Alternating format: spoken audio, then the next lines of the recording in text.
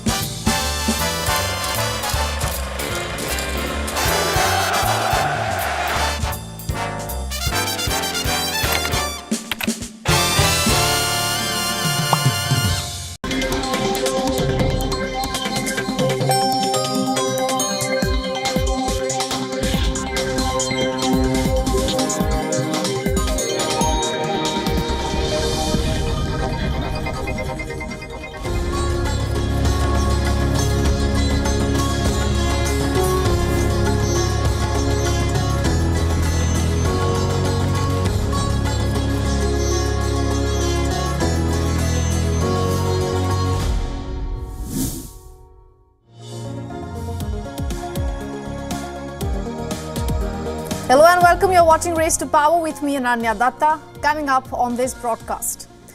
In the United States, the hush money trial is almost over. While Trump has hardly had any time to campaign, the money has still been flowing to the red camp.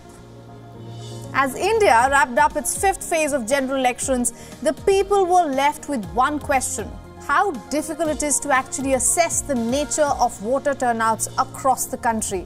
We bring you this question with a case study from Mumbai to Baramulla.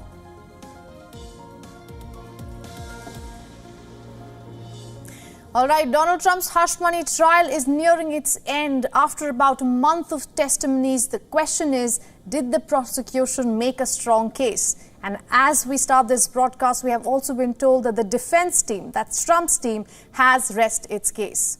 Now, Michael Cohen's testimony finally wrapped up after 4 days. He was on the witness stand for about 17 hours. This was on Monday and was prosecutor's final witness. That concluded the deliberations from their side, and the prosecution had rested its case. Trump's team started its defense by calling its own witnesses. Robert Costello took the stand yesterday and continued today as well. Now, he used to give legal advice to Michael Cohen. Cohen used to be Trump's former attorney who has testified from the prosecution side. But once on the stand, Costello quickly got on the wrong side of the judge. He started speaking over the judge and was heard passing comments on the judge's orders. The judge had asked the jury and all reporters to leave the courtroom yesterday, and inside the courtroom, the judge had threatened to remove Costello from the stand and strike his testimony. Now, that did not happen. He took the stand again today. The former legal advisor has taken the stand. As we said today, defense has finished laying out its case. The former president and aspiring next president is facing 34 felony charges of falsifying business records. If convicted, Trump could be sentenced up to 20 years in prison in total. We can expect a conclusion early next week. Hush money case is among the 3 other criminal cases lodged against him.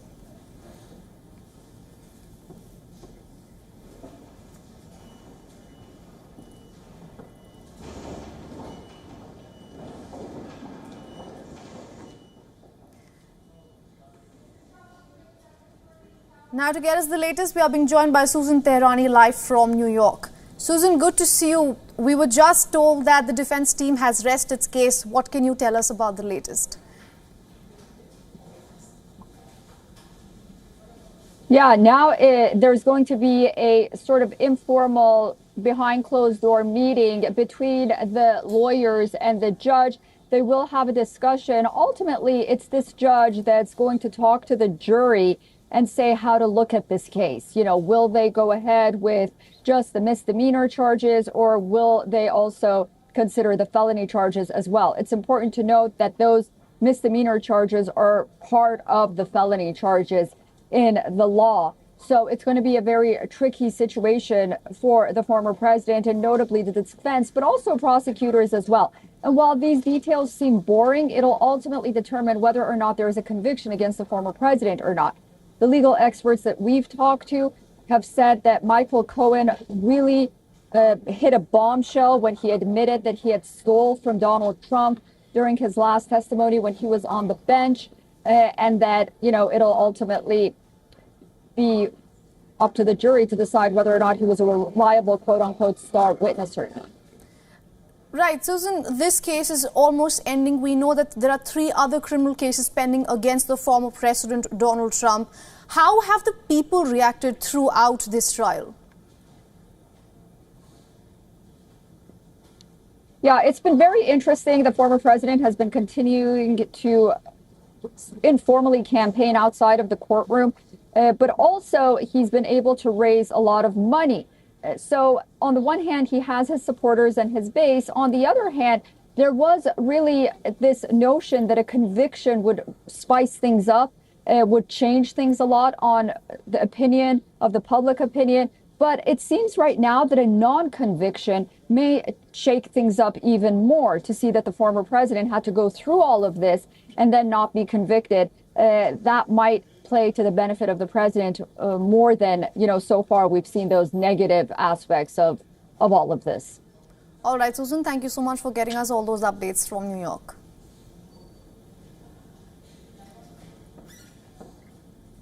All right, now, as Susan mentioned, the hush money trial might be taking up much of Donald Trump's time, but that has not slowed down his supporters and backers from pouring in money into his presidential campaign.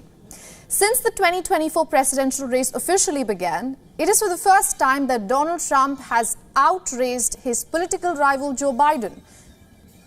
For the month of April, the red camp has raked in more money than the blue camp after Joe Biden's pace of fundraising activities witnessed a lull last month. According to Trump's advisors, the Republican leader's campaign raised over $76.2 million in the month of April. On the other hand, the U.S. president's camp said that Biden had raised $51 million in April with the Democratic National Committee. This is almost half of what the Democrats was able to raise in March. But there is more to the story. When it comes to total cash on hand, Trump's campaign still trails far behind Joe Biden.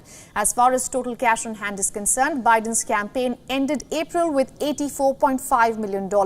Meanwhile, Trump's campaign had $48 million in net cash in hand, up by $3 million from March. The mountain of legal expenses piling up for Donald Trump have been one reason for his relatively slim campaign funds. But with the hush money trial nearing its end, the returning presidential candidate will have more time to organize fundraisers and appeal to his key backers.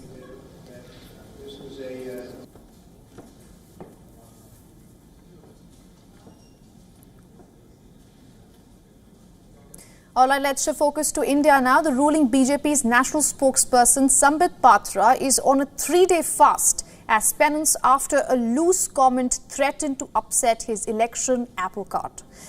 Patra's comments, calling Lord Jagannath a devotee of Prime Minister Narendra Modi, has blown up into a full-scale controversy in the Indian state of Odisha. Here's a report.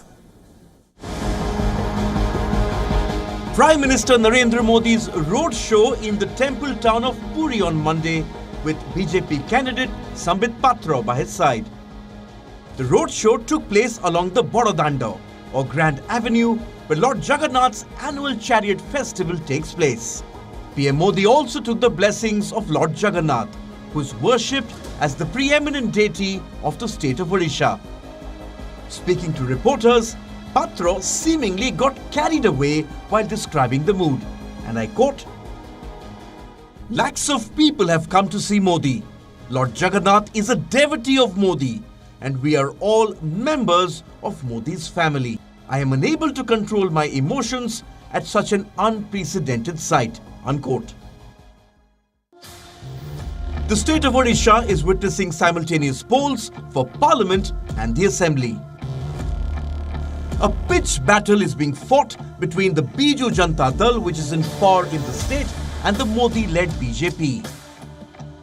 Odisha Chief Minister Naveen Patnaik seized on Patra's comments and accused the BJP of hurting Odia pride.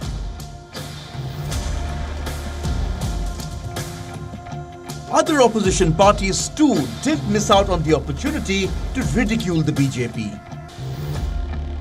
Congress leader Rahul Gandhi and Delhi Chief Minister Arvind Kejriwal termed Patro's comments as the height of arrogance. अनजाने में bite देते समय मैंने उसका उल्टा कह दिया. Unknowingly while giving the bite, I said the opposite, that Mahaprabhu is a devotee of PM Narendra Modi. This can never be true, and a person in his senses can never say such things that God is a devotee of a human. I have made this mistake unintentionally. I know some people must have been hurt, but even God forgives mistakes made unintentionally. I need to seek forgiveness from Mahaprabhu Jagannath for this slip of the tongue and have decided to do a upvas. मैं मानता हूं कि कुछ लोग इससे आहत जरूर हुए होंगे. Patra went into damage control mode by calling it a slip of the tongue and sought forgiveness from Lord Jagannath. The state of Odisha sends 21 members of parliament to the lower house. Of the total, 12 seats are yet to go to polls in the 6th and 7th phase of the elections respectively. Patra lost the 2019 Lok Sabha election to the BJD's Pinaki Mishra by just over 11,000 votes. He faces former Mumbai Police Commissioner Arup Patnaik this time, who has replaced Mishra as the BJD's candidate.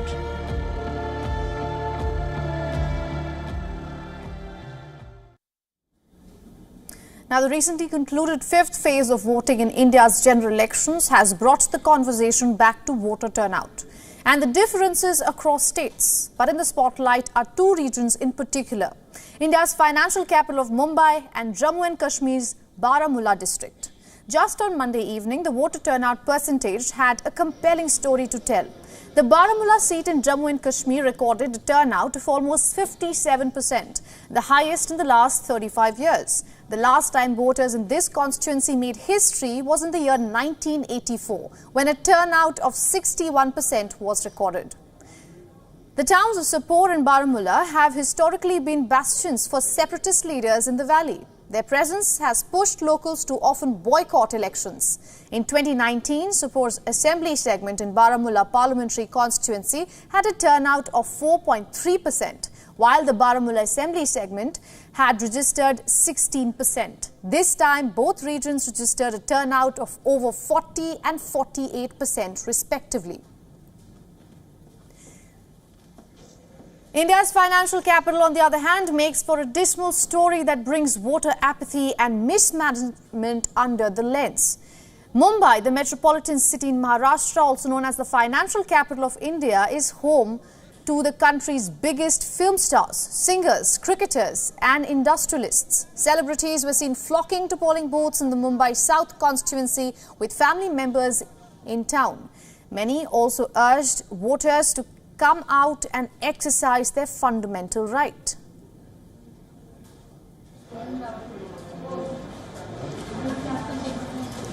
But beyond the who's who from films and finance, Mumbai's civil society did not step out to vote in large numbers. The voter turnout in Phase 5 was recorded at 52%. The overall percentage for the city was brought down by a dismal turnout in the Mumbai South constituency. That recorded a turnout of less than 48%.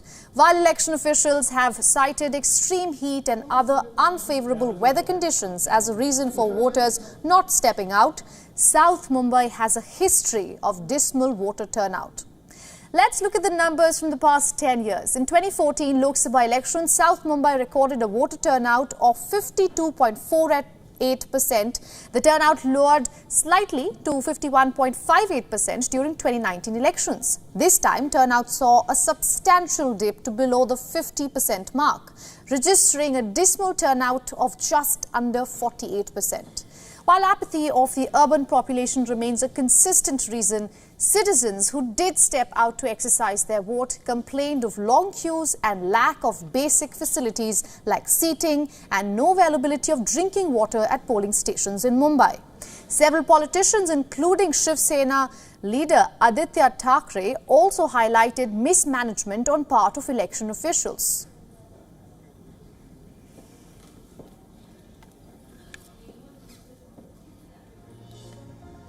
Time for a short break now, but don't go too far. On the other side, 9 defendants are set to go on trial in Germany, accused of plotting to overthrow the German government. Stay tuned.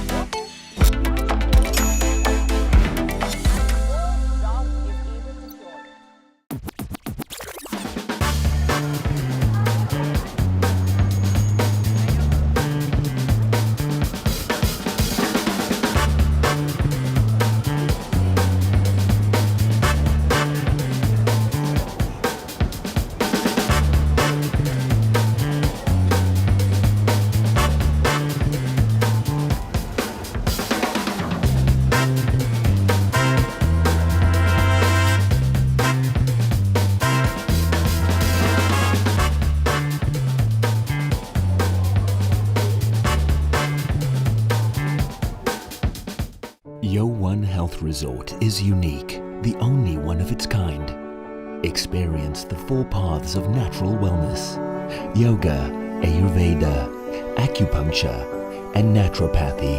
Each uniquely customized program improves the whole person to make every person whole. Come to WION Health Resort. Make your reservation at wion.com. From the bustling trading floors of Wall Street to the vibrant exchanges of Asian stock markets, WION breaks it down for you to make sense of what's happening, as we reveal the key factors behind events, strategic battles, and the game-changing business decisions that shape the world. We bring you all of this and more on World Business Watch.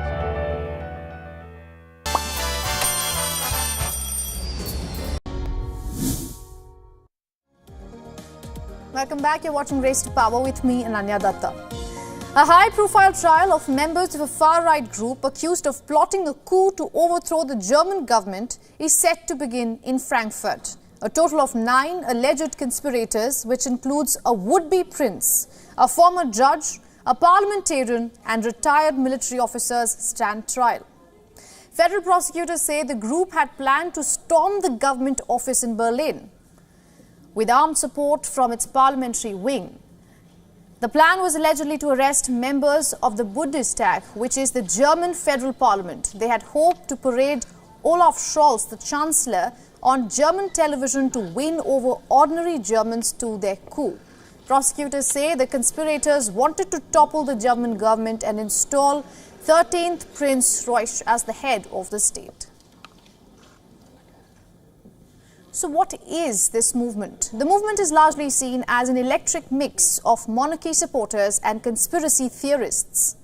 German officials say that the movement had access to a large arsenal of weapons and they were ready to kill to take over the parliament. The movement is centered around the belief that the pre-World War I German Reich was usurped by modern political structures, as a result of which it did not recognize the Federal Republic of Germany and believed that Germany is still under occupation by the Allies.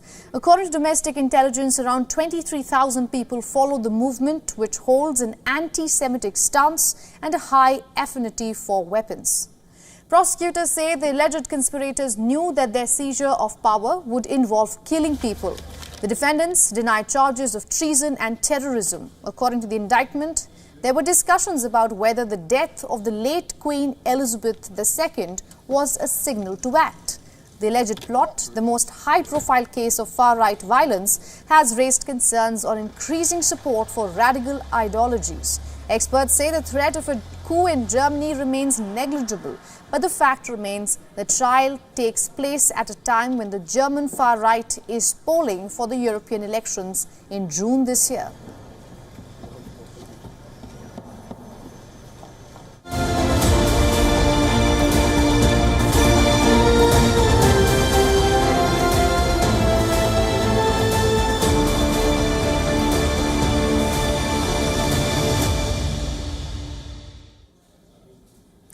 It has been 2 weeks since chaos ensued in New Caledonia. A bill passed miles away in France provoked deadly protests in the region. President Emmanuel Macron is heading to this island today.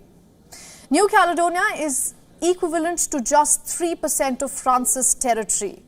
Home to the indigenous Kanak community, this is how the situation looks in the region, with burnt vehicles and debris on the streets.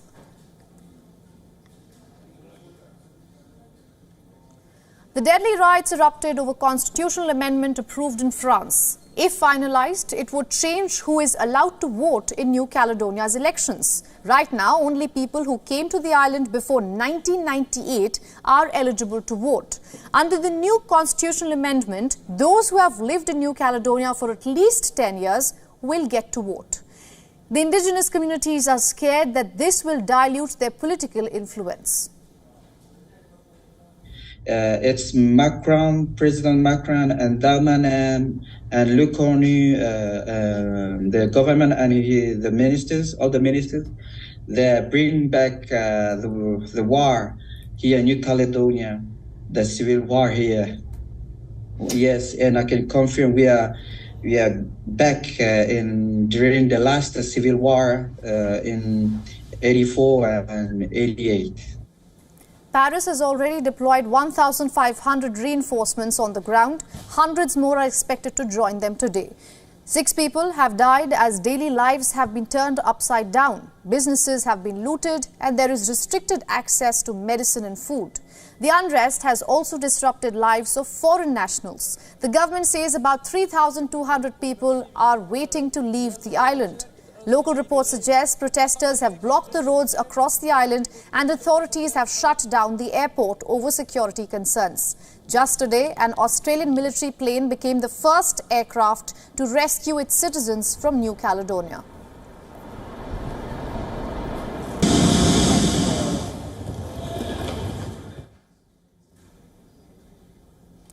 In the past few months, polls and surveys in the United Kingdom have brought bad news for the Tories. But much to the relief of the ruling party, a recent poll indicates that economic optimism is growing in Britain. According to the latest Ipsos poll conducted between May 8th and 14th, it showed Labour on 41% and the Conservatives on 20%, cutting Labour's lead from 25 points to 21.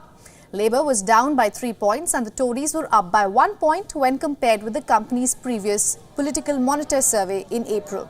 And with 2 points differences, the Liberal Democrats and Greens were tied at 11%.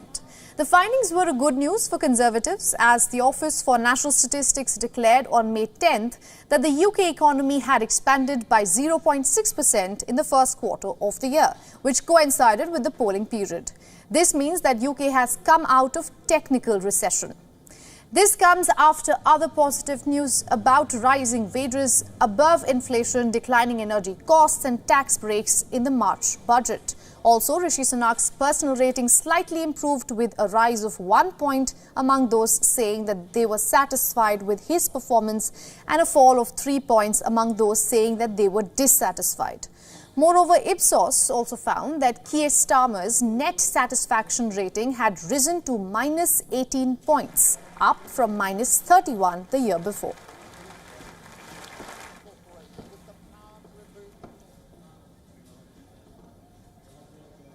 Let's now take a quick look at what else is making news in the world of politics. In an unprecedented turn of events, the ruling Bharatiya Janata Party in India has taken action against former Union Minister and Member of Parliament Jayant Sinha. The party issued a show cause notice against Sinha after the leader allegedly failed to cast his vote during the 5th phase of elections on Monday. The party claims that Sinha has not been involved in organizational work and election campaigning ever since BJP nominated another candidate to contest from the seat for which Sinha is the sitting MP. The BJP has asked their leader to respond to the notice within 2 days.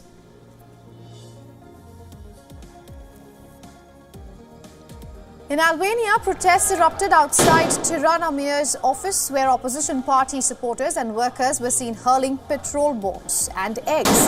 Demonstrators are accusing the mayor and his director of corruption and demanding his resignation. Hundreds gathered in front of the building in the capital as riot police officers were called in to cordon off the office.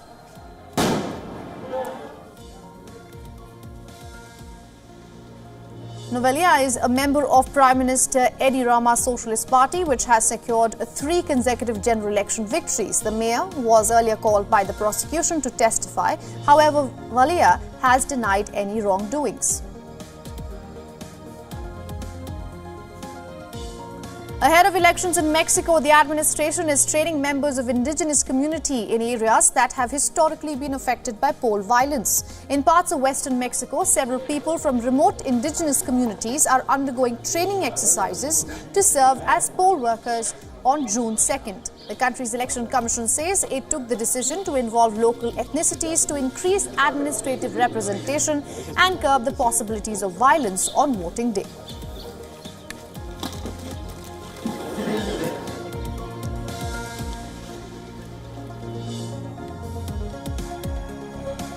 And with that, we are wrapping up this edition of Race to Power. Thanks for watching with me, Ananya Datta.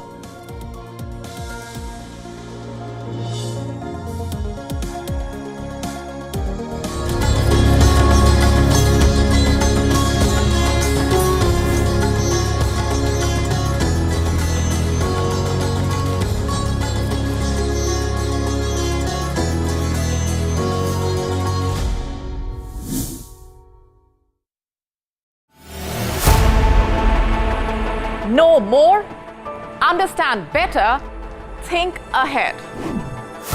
Hello and a very warm welcome. You are watching Gravitas with me, Molly Gambhir.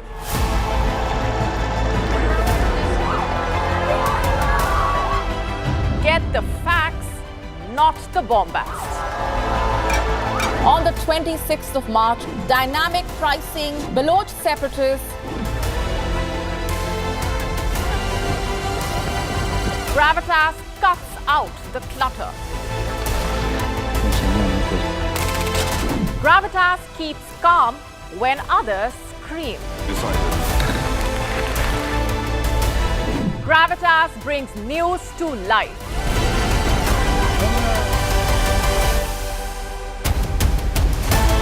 Weekdays 9 p.m. IST, 3:30 p.m. GMT. Gravitas. Seeing is believing. The biggest democratic exercise on the planet ever. Decoding the multiple colors of this multi-dimensional, multi-layered spectacle. WION deciphers the images and the hues.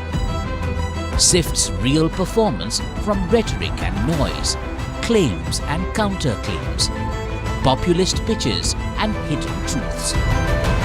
Untangling, unraveling this celebration of democracy.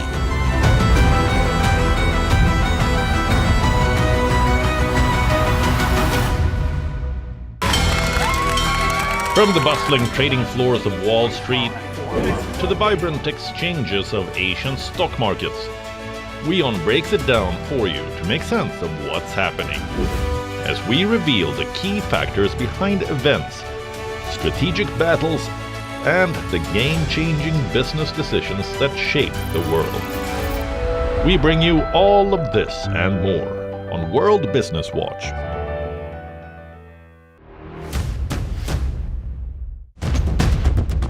Economic turmoil and global unrest have cast a shadow over President Joe Biden's approval ratings. The rockets are continuing to be fired by Hamas in Gaza, although at a slower rate than previously. So, right now, we are with the volunteers from the Aleppo municipality.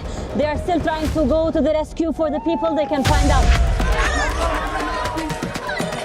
India has emerged as a major diplomatic force at the world stage. The rising cost of living in Nigeria continues to impact citizens from all walks of life.